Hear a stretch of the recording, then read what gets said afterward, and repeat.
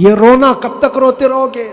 یہ ہماری جائیدادیں لوٹ رہے ہیں، یہ ہمارے وقف کی املاک کو ہڑپ کرنے جا رہے ہیں، دین پر، قرآن پر، اسلام پر، حضور کی ذات پر، ہر چیز پر نشانے اور ہر چیز پر انگلیاں اٹھائی جا رہی۔ تم کب تک احتجاج کرتے رہو گے؟ کب تک سڑکوں پر آؤ گے؟ کب تک اپنی آوازیں اٹھا کر کے پوچھتے رہو گے؟ کیا تمہارا کام صرف اتنا ہی رہ گیا؟ ایک بات یاد رکھو، جو ڈاکو ہوتا ہے اس کا کام ہی ہے لوٹنا۔ آج وہ کیا لوٹ رہے ہیں، کس پر ڈاکہ ڈال رہے ہیں، میں اس کی بات نہیں کرتا، مجھے رہزنوں سے غرض نہیں، تیری رہبری کا سوال ہے۔ تم امت مصطفیٰ ہو، تم کن کاموں میں مصروف ہو یہ دیکھنے کی بات ہے۔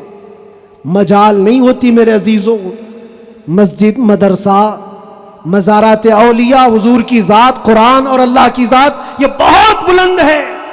صرف تمہاری داڑھی کی طرف بھی انگلی اٹھانے کی کسی کی ہمت نہ ہوتی اگر تم سچے غلام ہوتے، کیونکہ یہ اللہ کا وعدہ ہے، وَلَا تَهِنُوا وَلَا تَحْزَنُوا وَأَنْتُمُ الْأَعْلَوْنَ إِن كُنتُم مُؤْمِنِينَ۔ تم گھبراؤ مت، پریشان مت ہو، تم سب سے زیادہ بلند رہو گے اگر تم سچے ایمان والے ہو۔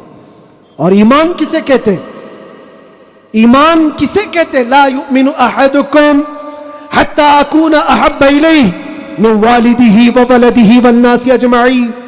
یہ میرے آقا صلی اللہ علیہ وسلم فرماتے ہیں تم میں سے اس وقت تک کوئی پورا مومن نہیں ہو سکتا جب تک کہ ساری دنیا تمہارے مال، اولاد، ماں باپ سب سے زیادہ مجھ سے محبت نہ کرے۔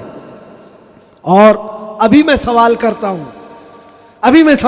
ہوں، سارے ہاتھ بھی اٹھا دیں گے، بہت سارے کھڑے بھی ہو جائیں گے، جوش میں بھی آ جائیں گے۔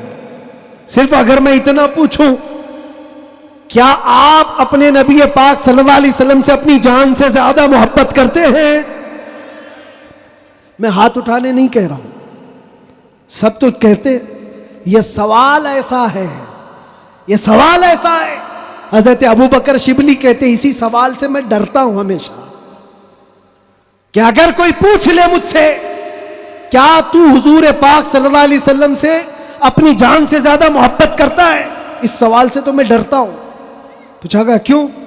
کہا اس سوال کے جواب میں اگر نہ کہہ دیا تو ایمان ہی چلا گیا، وہ آدمی کا ایمان ہی ختم ہو گیا، اور اگر ہاں کہتا ہوں تو میرے اعمال مجھ کو کوستے ہیں۔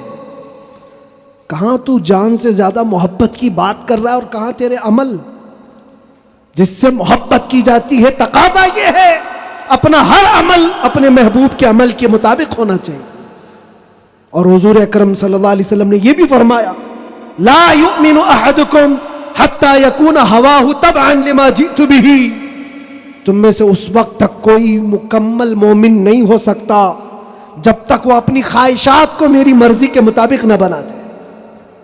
تمہاری اپنی خواہشات جو تم کہتے ہو نا یہ ہماری لائف ہے، ہمیں انجوائے کرنے دو، ہماری لائف ہے ہمیں جینے دو۔ کسی جوان کو پکڑ کر کے کہو مولانا صاحب ابھی تو ہماری 20-25 سال کی عمر ہے، جینے دو، عیش کرنے دو۔ اے نوجوان تجھے پتہ ہی نہیں، یہ تیری زندگی نہیں ہے، یہ تیری لائف نہیں ہے۔ زندگی یہ نہیں کسی کی کسی کے لیے، زندگی ہے نبی کی، نہ سمجھ مرتے ہیں زندگی کے لیے، جینا مرنا ہے سب کچھ نبی کے لیے۔ ہماری اپنی زندگی کا ہے، جو ملی ہے زندگی یہ حضور کے لیے ملی ہے، یہ امانت ہے۔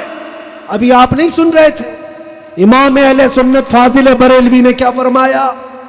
جب بندہ اس مقام کو پہنچ جاتا ہے کہ اپنا سب کچھ حضور کے لیے قربان کرتا ہے اور پورا مومن بنتا ہے، تب جا کر کے وہ کہتا ہے یا رسول اللہ بہن میں زبان تمہارے لیے، بدن میں ہے جان تمہارے لیے، ہم آئے یہاں اور اٹھے بھی وہاں۔ یہ کب کہتا ہے بندہ؟ جب اس کا ایمان مکمل ہو جائے، میرا اپنا کچھ نہیں ہے، جو کچھ ہے وہ حضور کا ہے۔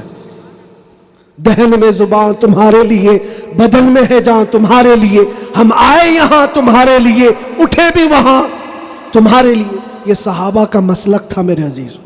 انہوں نے اپنے سارے رشتے حضور پاک کی مرضی پر لا کر ختم کر دیے تھے. سارے رشتے اگر حضور سے جدا ہیں تو ان کا کوئی رشتہ نہیں تھا، کوئی رشتہ نہیں تھا.